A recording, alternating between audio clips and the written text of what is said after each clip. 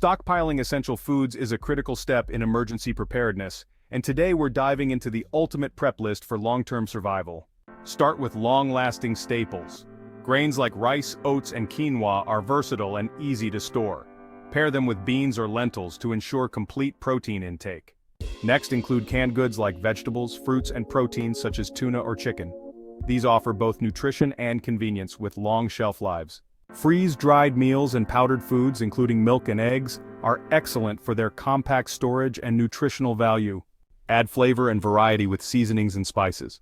Don't overlook hydration. Stockpile plenty of clean water and consider adding water purification tablets or filters. Snacks like energy bars and nuts provide quick energy and essential fats. Honey is another must-have. It lasts forever and offers a natural energy boost. Finally, store everything properly in sealed containers to protect from pests and moisture. Rotate your stockpile to ensure nothing goes to waste. Hey, if this video helps you prepare, click on this video here. You can also get more life-saving information at isurvivethrive.com. And of course, don't forget to subscribe to our I Survive Thrive YouTube channel. Check the description below this video for helpful links.